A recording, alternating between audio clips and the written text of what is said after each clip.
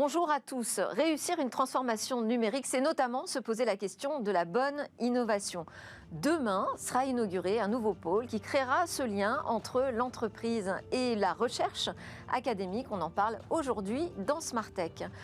Sujet à la une également de cette édition, ce sont les signalements de pédocriminalité qui explosent. On verra quelles sont les sources de ces vidéos, de ces photos impliquant des abus sexuels sur des mineurs. On verra aussi quels sont les moyens mis en œuvre pour lutter contre leur prolifération. Et on parlera évidemment des renforts nécessaires dans cette lutte. Et puis on prendra une petite pause ensuite avec une deuxième partie. On partira dans la nature, regarder cet animal le paresseux, comment il peut nous inspirer de nouvelles technologies. On terminera cette édition avec notre chronique Où va le web et ses métavers qui sont aussi de nouveaux repères pour les criminels. Mais tout de suite, dans Smart Tech, une nouvelle union entreprise et recherche, c'est l'interview.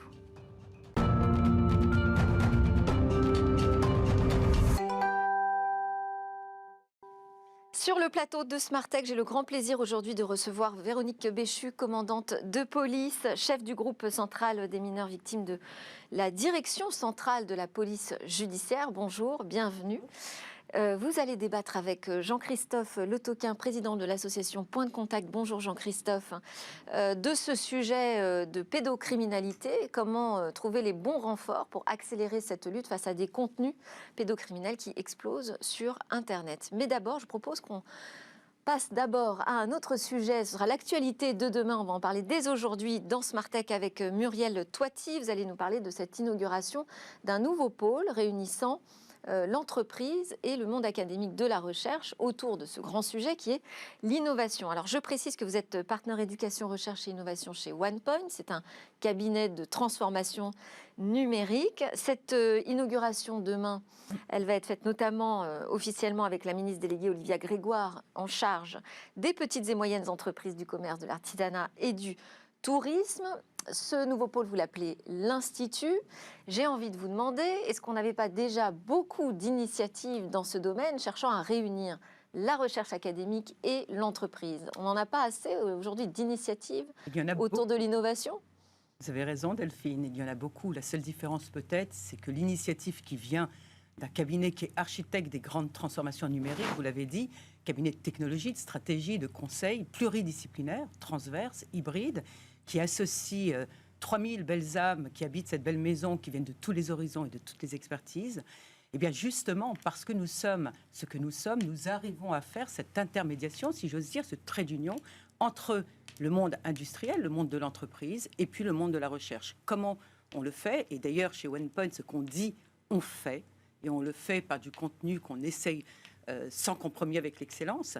On le fait d'abord en recrutant, comme je le disais, des chercheurs de tous les horizons sur des thématiques évidemment métiers. Quand vous dites recruter, c'est-à-dire qu'ils vont être salariés de OnePoint? Ça veut dire qu'ils seront ou en doctorant ou postdoc avec des tests chiffres, mais également en devenir des chercheurs que moi j'appelle entreprenants/entrepreneurs, autrement dit, des chercheurs qui pourront également être des consultants, autrement dit, qui pourront aussi accompagner nos partenaires, nos clients.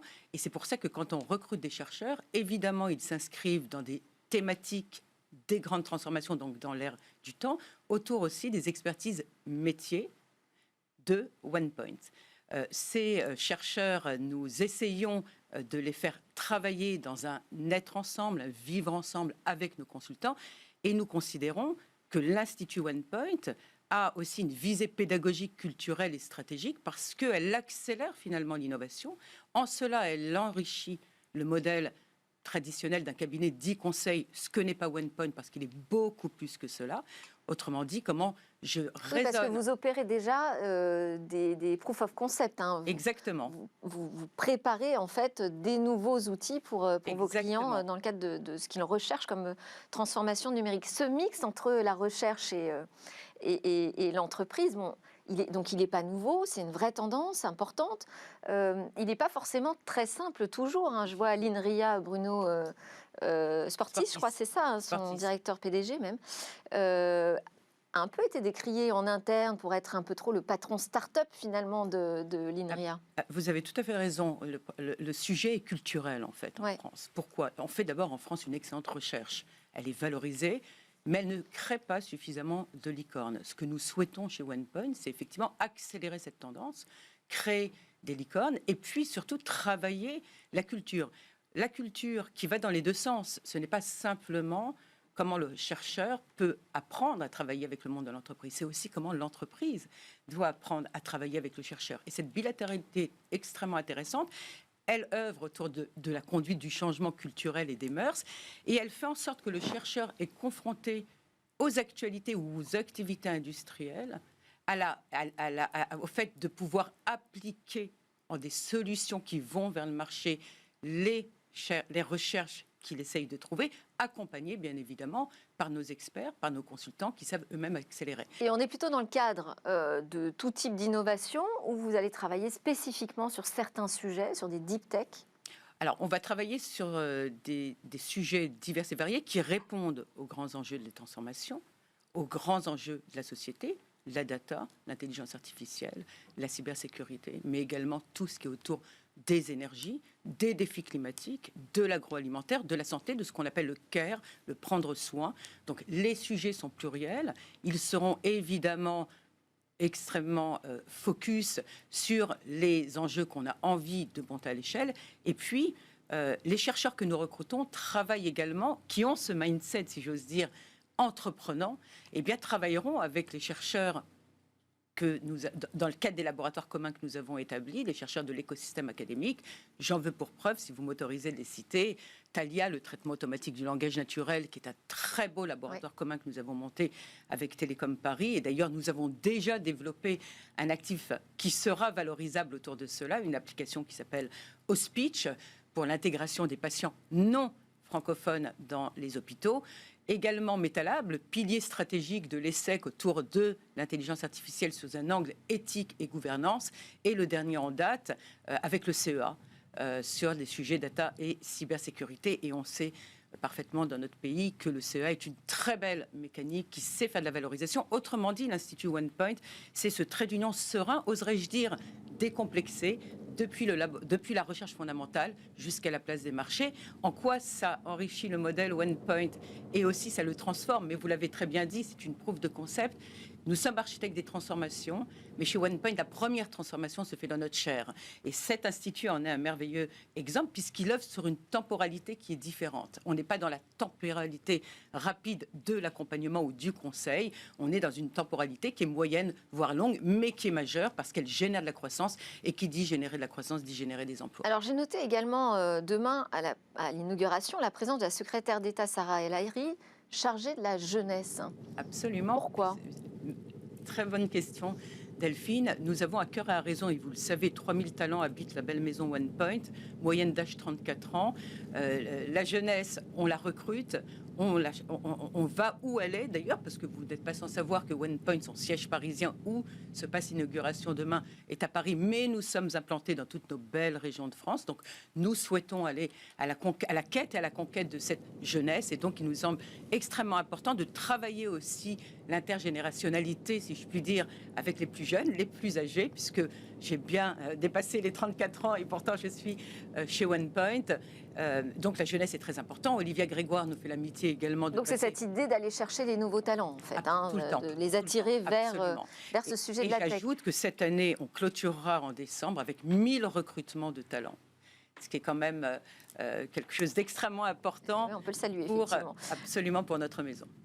Vous évoquiez la question des licornes. Vous pensez que ce pôle, l'Institut, peut tenir un rôle comme ça au milieu de la French Tech? Absolument, on a une ambition comme celle-ci. Et quand on a des ambitions, et heureusement, mais de quelle façon alors? Eh bien, de les accompagner dans le cadre de l'Institut par les experts de ce qu'on a monté comme pôle, parce que l'Institut constitue 6 pôles, 6 boosters, si je puis dire, dont un qui est la houlette, qui est le TTO. Le TTO, c'est le Technology Transfer Office. Comment j'assure effectivement de la jeunesse, de l'idéation jusqu'au marché, tout ce tracé initiatique, business plan, commercialisation, levée de fonds, acculturation finalement de cette conquête, un peu ce qu'on voit aux États-Unis, au MIT, ou ce qu'on peut voir dans d'autres écosystèmes performants qui, eux, développent des licornes. Nous avons tout chez nous en France pour pouvoir le faire, et nous le ferons. On espère le faire évidemment avec l'Institut.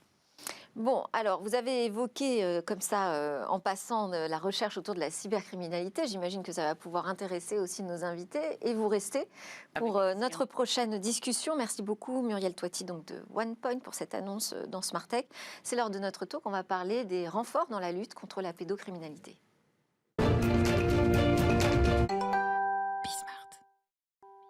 Comment s'organise en France, en Europe et au niveau mondial cette lutte contre la pédocriminalité? On a un rapport instructif qui nous éclaire sur ce qui est fait par la police en Europe à la suite de signalements envoyés par les États-Unis. Ça, c'est le point de départ qui nous a fait penser à ce sujet aujourd'hui. On va aller un petit peu plus loin sur cette question avec mes deux invités. Jean-Christophe Le Toquin, président de l'association Point de Contact. Rebonjour Jean-Christophe.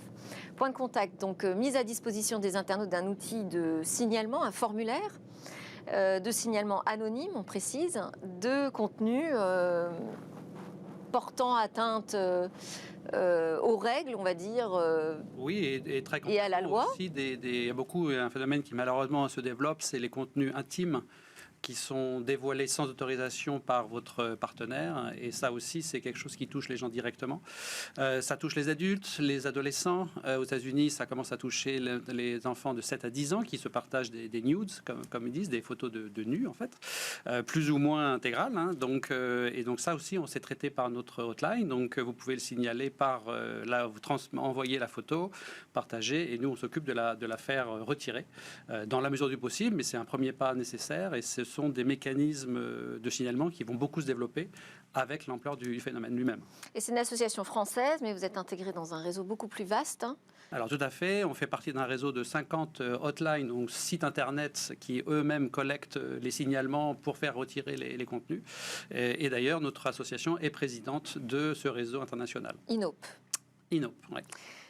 En face de vous, Véronique Béchu, commandante de police, travaillant donc depuis 20 ans dans la lutte contre l'exploitation sexuelle des mineurs. Véronique Béchu, vous êtes actuellement la chef du groupe central des mineurs victimes de la direction centrale de la police judiciaire. Donc c'est une unité qui est spécialisée vraiment dans la traque des pédocriminels en ligne.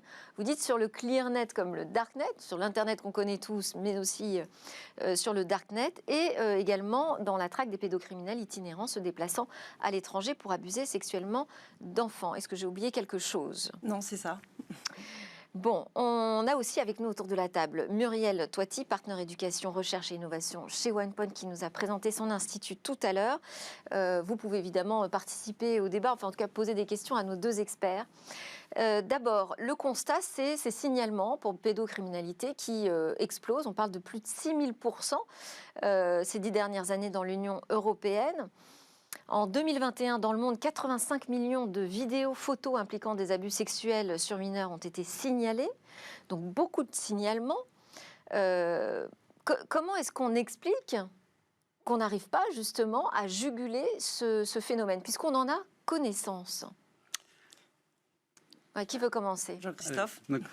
Non, c'est un phénomène qui est connu depuis 25 ans, hein, qui a toujours été, je dirais, au-delà des capacités de réponse des acteurs, hein, des autorités, de l'industrie. De manière générale, les contenus, je dirais, illicites sont quand même très compliqués à gérer à grande échelle. Et malheureusement, il y a un intérêt fort de nos concitoyens, en France et international, hein, pour partager des contenus d'images d'abus sexuels d'enfants. C'est ça dont on parle. Et donc là, oui, j'avais noté la France, 3e pays au monde hébergeur de contenu pédocriminel. Hein. Oui, tout à fait. On est, alors c'est lié aussi à la taille de l'infrastructure cloud. C'est-à-dire qu'on a de gros acteurs du cloud qui sont donc des professionnels de grande qualité qui ont des offres compétitives. Et donc les criminels ont tendance à aller là où c'est moins cher, là où la bande passante est accessible à bon prix. C'est le cas de la France. Donc il y a un effet naturel, je dirais, d'attraction de ce type de contenu. En fait, il y a deux phénomènes. Il y a le phénomène des criminels où des gens, je dirais, publient, partagent des images sur des sites qu'ils organisent eux-mêmes. Là, on est la France, effectivement, 3e mondiale en raison de la taille de son infrastructure technique. Si on était encore plus gros, on serait deuxième. Il y a ensuite un autre phénomène qui touche à gérer aux citoyens. Ça, c'est un phénomène qui est nouveau, sur lequel travaille Madame Béchu, qui est la question des utilisateurs lambda, vous et nous, qui partagent sur les réseaux sociaux, pas forcément publiquement, ça peut être via les systèmes de messagerie, partagent avec leur entourage des photos d'abus sexuels d'enfants. Donc il y a de plus en plus de volume, en fait, voilà. de Ça, contenu c'est disponible, mais on a aussi de plus en plus d'outils de repérage automatique, la détection automatique de photos de nus. On voit, enfin on en parle même souvent, parfois il y a des faux positifs, donc on n'a jamais été aussi bien doté technologiquement, j'allais dire, pour pouvoir stopper ces contenus rapidement. Alors il y a deux choses. Il y a déjà le partage par les pédocriminels, ça c'est une chose, mais il y a surtout actuellement le phénomène des enfants qui partagent sans aucune contrainte des photos de nus. Et le premier message qu'il faudrait faire passer, en fait, c'est un message de prévention, c'est-à-dire et d'éducation auprès des parents sur l'utilisation de l'outil numérique par les enfants. En fait, 50% des images ou des vidéos pédocriminelles qui circulent actuellement au sein de la communauté pédocriminelle sont des images autoproduites par les enfants et parfois en bas âge, sans aucune contrainte en fait. Et c'est ça la problématique. Il y aurait un nombre très important de contenus pédocriminels qui n'existeraient pas et qui ne seraient pas partagés si voilà, chacun jouait son rôle de prévention. Donc les parents, l'éducation nationale. Et c'est pour ça qu'on prône une campagne nationale de prévention permettant à tous qu'il y ait une conscience collective du phénomène, qu'on n'utilise pas son image. Mais ça reste sur la question de l'explication du volume. Moi, sur ma question technologique, aujourd'hui, on a des outils qui barrent à l'entrée les contenus choquants, les contenus violents, les nus. Comment expliquer qu'aujourd'hui, on en voit autant qu'on laisse filtrer sur les réseaux? Alors, il y a des obligations légales de détection, de signalement, de suppression. Après, tout le monde ne joue pas le jeu. Donc, il va falloir un petit peu serrer la vis. Par exemple, qui ne joue pas le jeu? Il y a il y a beaucoup de contenus qui sont laissés en libre circulation. La problématique aussi, c'est que vous avez le darknet. Donc, à partir du moment où l'image est stockée quelque part et qu'elle n'est inaccessible, de toute façon, elle sera repartagée. Vous pouvez bloquer, supprimer un site. Quelques heures après, il est de nouveau actif sous une autre URL. C'est extrêmement compliqué. Ouais. Alors, il y a aussi des parents qui demandent le blocage de Twitter pour les mineurs. Est-ce que ça se passe aussi par des réseaux plutôt d'information, j'allais dire, comme Twitter aujourd'hui? Ces contenus pédocriminels, on les trouve comme ça sur Twitter? Alors, le problème, c'est qu'effectivement, on les trouve partout, ouais, sur tous supports. Et en fait, les pédocriminels vont là où il y a les enfants. Donc ça, actuellement, on a des dossiers avec des jeux en ligne. On a des dossiers dans le métaverse. Vraiment, tout type de support est utile à la communauté pédocriminelle. Les sites de chat en ligne, il y en a partout. Après, il faut vraiment travailler au niveau prévention. Je pense que c'est la meilleure solution, en tout cas pour éradiquer à minima le phénomène et que le montant d'images et de contenu ne soit pas aussi important pour qu'on puisse exponentiel finalement. Voilà, qu'on puisse focaliser exactement sur les contenus produits par les pédocriminels, qui sont les contenus les plus durs. Alors, je voulais qu'on diffuse une campagne de sensibilisation au risque d'exposer des photos de ses propres enfants sur les réseaux sociaux. C'est une campagne qui a été lancée par l'association Caméléon. Elle s'appelle #LePartage. Je vous propose qu'on la découvre. À seulement 7 ans, Lilou a été partagée des centaines de fois avec des prédateurs sexuels par ses propres parents. Leurs amis ont laissé faire. Certains leur ont même fait savoir qu'ils aimaient. Tous l'ont partagé. Et ils en sont fiers. Parce que partager ce que l'on a de plus cher, est un geste tout à fait normal. Allez ma puce, souris. Cheese. Partager les photos de vos enfants sur les réseaux sociaux, c'est prendre le risque de les partager avec 750 000 prédateurs sexuels dans le monde. Soyons vigilants. Protégeons-les. Là, je vous entends beaucoup réagir sur cette vidéo qui est violente, parce que les parents, quand ils diffusent des photos anodines ou des vidéos anodines de leurs enfants, ne peuvent pas imaginer quelle en sera l'exploitation. Est-ce que vous disiez 50% aujourd'hui, c'est ça ? 50% du matériel pédocriminel aujourd'hui vient d'images produites par des parents, par des enfants eux-mêmes, par les ados ? Oui, tout à fait. C'est une remontée des sociétés de l'Internet dans leur modération, leur veille. On s'aperçoit qu'effectivement, quand on analyse les images et les vidéos, qu'il n'y a aucune contrainte. Ce sont des images et des vidéos qui ne sont pas exigées par un interlocuteur de l'autre côté de l'écran.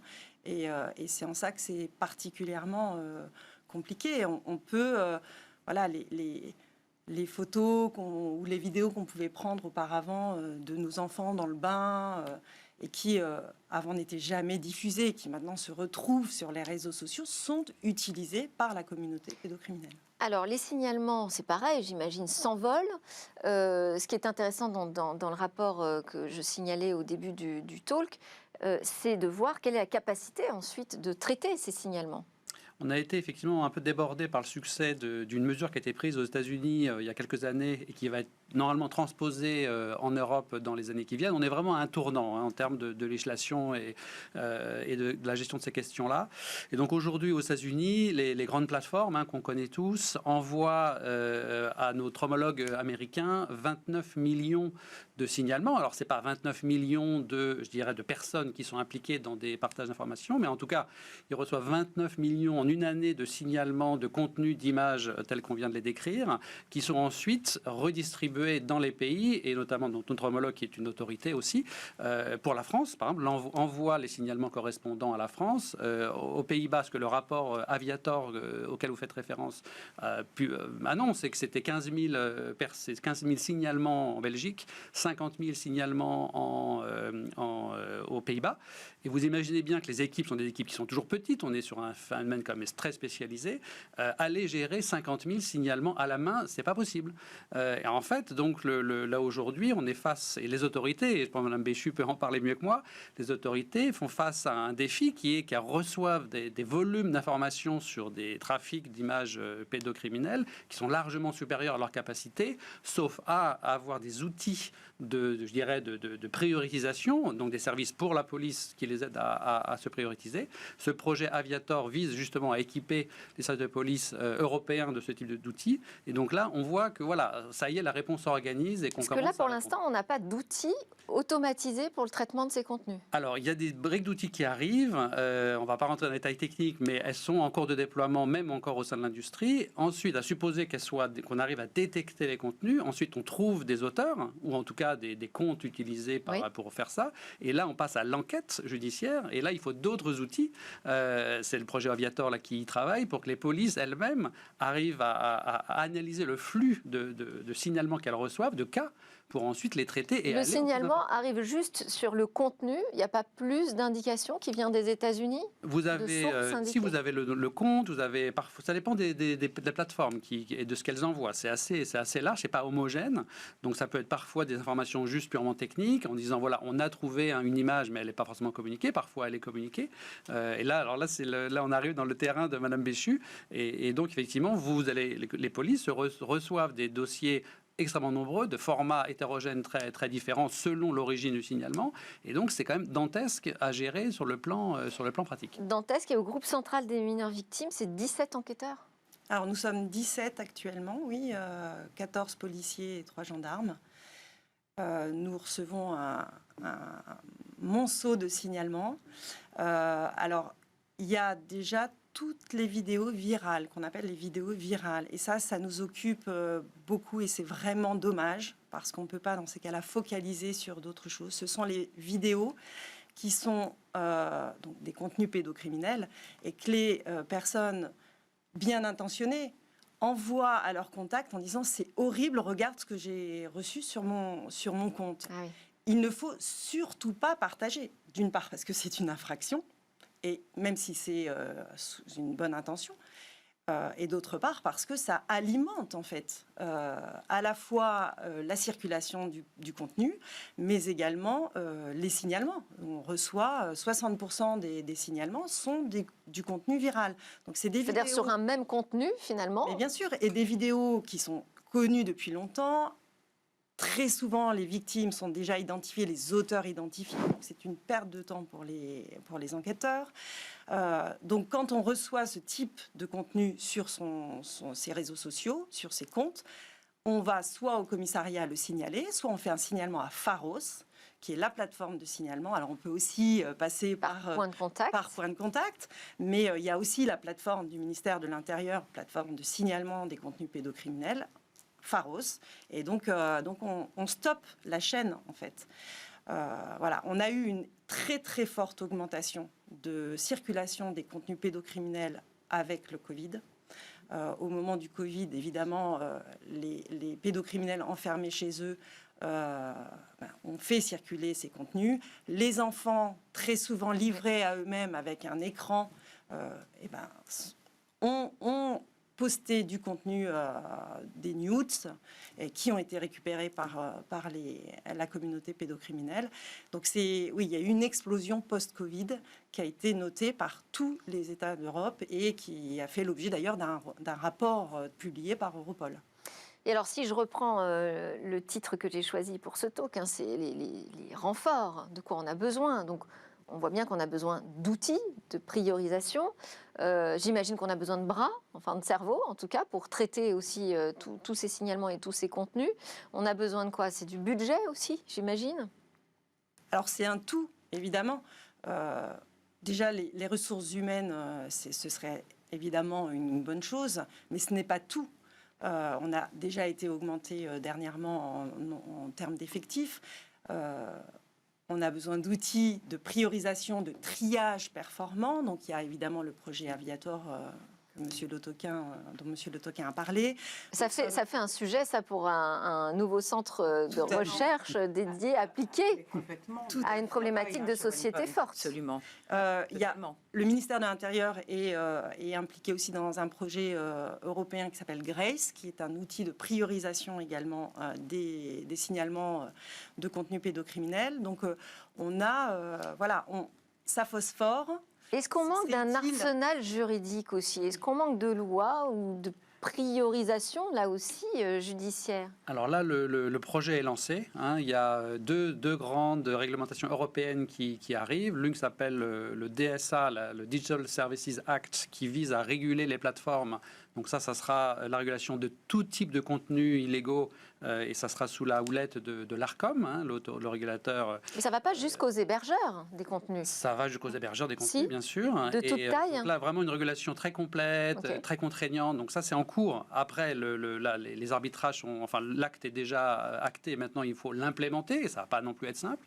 Et pour le sujet qui nous préoccupe aujourd'hui, la pédocriminalité, il y a une autre proposition là, qui vient d'être annoncée au mois de mai, portée par la commissaire Johansson, qui est le commissaire Affaires intérieures, qui a un document, un projet très ambitieux de créer un centre européen de lutte contre les contenus criminels contre les enfants. D'ailleurs, c'est pas lié que à l'Internet, c'est la protection des enfants en général. Et il y a un volet très, très, très fort sur la régulation des plateformes qui aurait une obligation de contrôle, de surveillance et de signalement. Ce qui va politiquement dans le bon sens. On a besoin d'avoir un geste fort politique et il est là. Après, l'implémentation opérationnelle va être un peu délicate parce que plus on pousse les plateformes à déployer des outils de détection automatique et plus on entre dans une sphère où là, jusqu'où faut-il aller en termes de détection des communications particulière et là, plus on analyse personnellement et plus on remonte ou on va regarder des choses qui n'ont pas de rapport avec la pédocriminalité et donc c'est des questions de liberté publique très fortes. C'est des questions d'ailleurs que je voulais vous poser. Hein. On a des polémiques aujourd'hui sur Google justement qui met en place de la détection automatique et qui crée ainsi de nombreux faux positifs.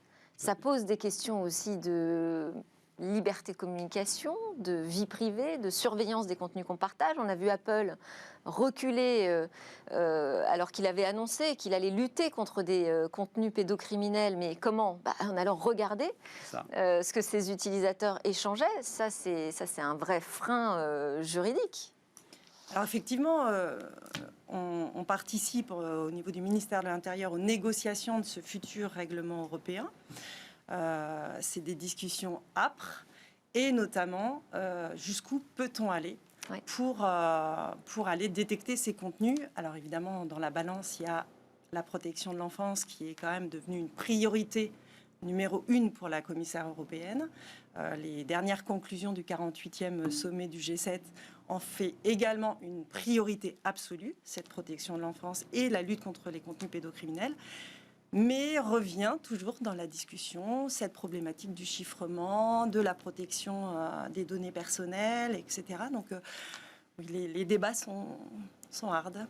Compliqué de trouver un équilibre.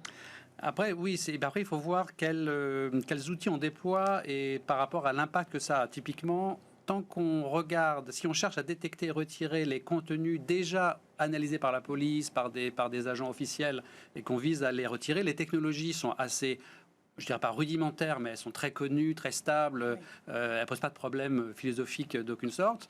Après, la question se dit, bon, maintenant, je veux détecter proactivement les nouvelles images qui n'ont jamais été vues, et je veux catégoriser, donc on n'est pas certaine que ce soit du contenu pédocriminel. Donc et j'ai envie de vous demander, a-t-on besoin de davantage de signalements alors qu'on est déjà submergé par tous ces signalements ? Alors c'est la problématique, mais on ne peut pas non plus ne rien faire. Et on sait qu'il y a du contenu, on sait qu'il y a un chiffre noir dans les contenus puisqu'on n'est pas encore en mesure de tout détecter. Il faut le détecter. À charge pour les autorités de s'adapter en conséquence. Sur la coordination, aujourd'hui, ça fonctionne bien au niveau international ? Alors, ça fonctionne, je dirais, de mieux en mieux. Si on regarde la France, nous, au sein de Point de Contact, on est vraiment un modèle pluri-acteur. C'est-à-dire qu'on réunit les autorités, on a une très forte collaboration avec le ministère de l'Intérieur, avec les grandes plateformes, avec des PME de technologie. Donc là, on a un bon mélange qui est en train de se passer. On développe ce modèle au niveau international avec donc, cette association, cette fédération INOP. Après, il y a... voilà, sur le nouveau projet de réglementation porté par la commissaire Johansson, là, on retournerait sur un modèle plus classique d'autorité qui régulerait les plateformes et on perdrait totalement ce côté plus réacteur qu'on a en France. Et donc là, on a, nous, pour notre part, un peu des réserves, non pas sur l'objectif politique, mais sur la méthode employée. Et là, bon, parfois, je dirais, c'est le sens de l'histoire, il y a des innovations, des retours en arrière. Là, il y a un autre point de vigilance. Voilà. Bon, on a dépassé le temps imparti, je suis désolée. Merci beaucoup Jean-Christophe Le Toquin de Point de Contact, Véronique Béchu du groupe central des mineurs victimes à la direction centrale de la police judiciaire et Muriel Toiti qui était avec nous aussi de OnePoint. Juste après la pause, on part un peu s'oxygéner dans la nature. On va parler d'une version tech du paresseux.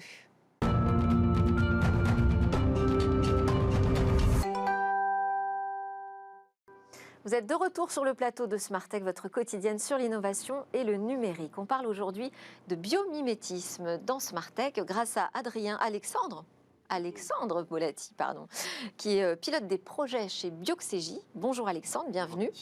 Bon retour dans Smartech. Merci. On va s'intéresser plus particulièrement aujourd'hui aux paresseux. C'est ça. Alors les animaux. Les animaux, bien sûr.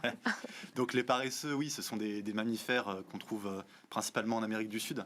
Également un petit peu en Amérique centrale, il y a différentes espèces. Et c'est des animaux qui sont vraiment fascinants. En fait, il y a vraiment beaucoup de choses très particulières chez les paresseux. Par exemple, le fait que ce sont des animaux qui ont une très mauvaise vue alors qu'ils vivent en plein jour, ce qui est assez peu commun en fait chez les animaux diurnes. Les paresseux sont aussi, alors oui, on peut voir une image à l'écran pour voir un petit peu à quoi ça ressemble. Ce sont des animaux qui sont parmi les très rares mammifères à être à sang froid. C'est-à-dire qu'ils n'ont pas la capacité, contrairement à nous par exemple, de réguler leur température corporelle. Et quelque chose d'assez étonnant aussi, c'est que les paresseux sont les seuls mammifères à avoir des algues qui poussent dans leur pelage. Ah oui, ça c'est étonnant, ça. Effectivement. En fait, il y a tout un écosystème qui vit dans le pelage des paresseux.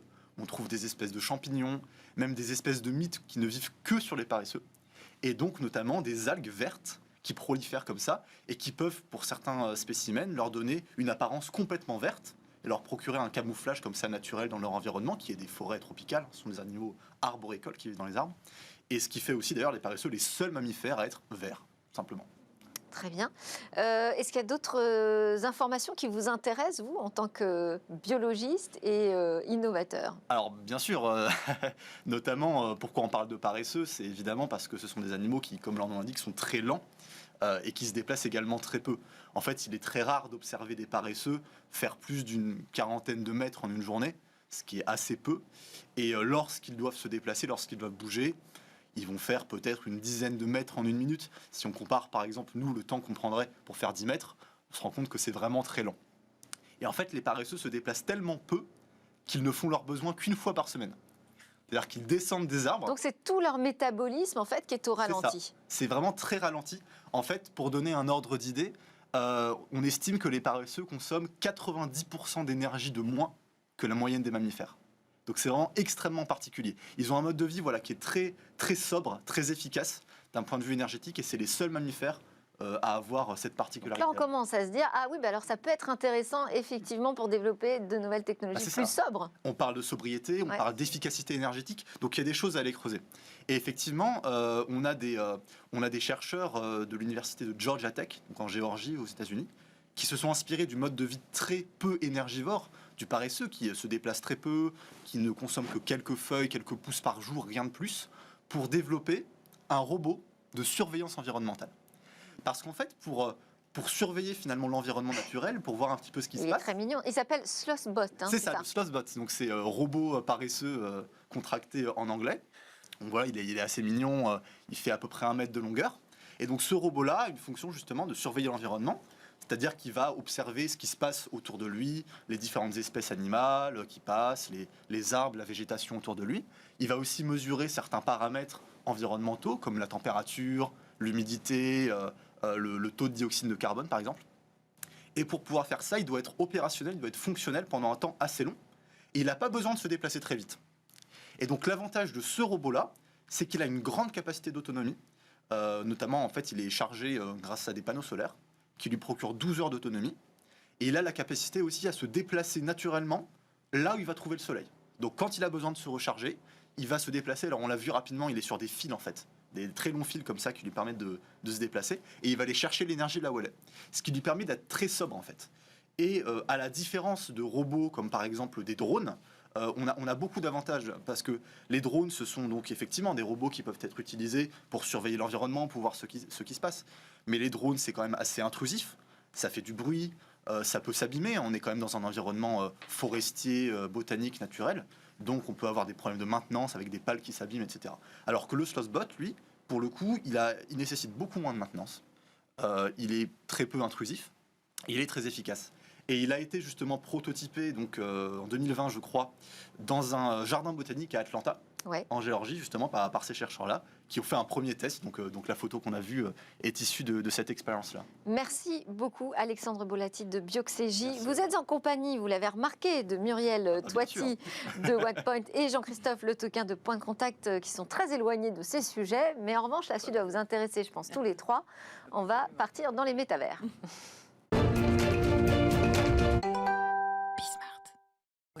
C'est notre séquence Où va le web, un clin d'œil quotidien sur ces futurs possibles d'Internet. Et aujourd'hui, je vous propose d'écouter Comme du bois, nous parler de l'émergence, donc déjà d'un darkverse qui inquiète évidemment les experts. Salut à tous. Si le métavers est souvent considéré comme le futur d'Internet, il est aussi un nouveau terrain de jeu pour les cybercriminels. Dans un récent travail de recherche, le fournisseur de solutions de sécurité Trend Micro explique qu'une sorte de darknet pourrait émerger du métavers, semblable à celui qui existe aujourd'hui sur Internet.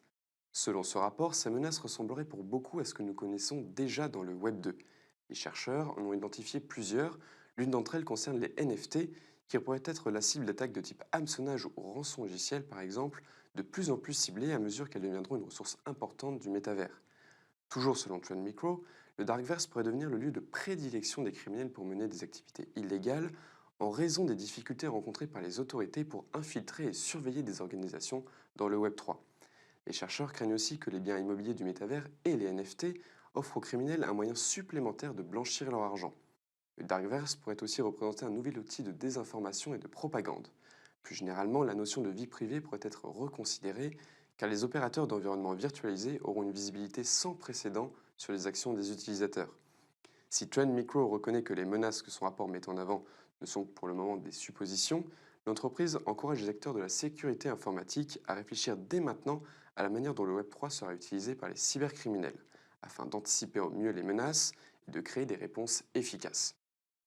Alors, le métavers qui amène, j'imagine, à repenser les actions de police, hein, c'est monde immersif. Véronique Béchu en a parlé tout à l'heure. Jean-Christophe Le Toquin, de Point de Contact, j'imagine que c'est aussi un sujet de préoccupation. Oui, non, clairement, c'est un sujet qui est plutôt à l'état de recherche aujourd'hui et d'anticipation que vraiment de réalité de terrain. Comme on a dit tout à l'heure, aujourd'hui, le vrai problème, c'est vos enfants, aujourd'hui, là, tout de suite, qui ont entre 10 et 15 ans. Occupez-vous de savoir si ils n'échangent pas des nudes avec leurs copains. Donc ça, c'est 1 million de fois plus important que le métaverse. Ceci dit, voilà, la technologie peut arriver toujours plus vite qu'on l'attend. Et aujourd'hui, si vous voulez, les services de métaverse qui sont opérationnels, qui sont vraiment délivrés, ne posent pas des problématiques de risque extrêmement élevées. Les entreprises sont hyper prudentes. Je parle des grands acteurs. Donc oui, c'est un phénomène à regarder de près. Mais en vrai, si vous êtes parent de jeunes enfants, c'est déjà... voilà, parler à vos enfants, c'est vraiment l'urgence. Merci beaucoup Jean-Christophe Le Toquin de Point de Contact, Alexandre Bolatti de Bioxégie et Muriel Toiti de OnePoint. Merci aussi à tous de nous suivre régulièrement dans Smart Tech. On se retrouve évidemment pour une nouvelle discussion sur la tech.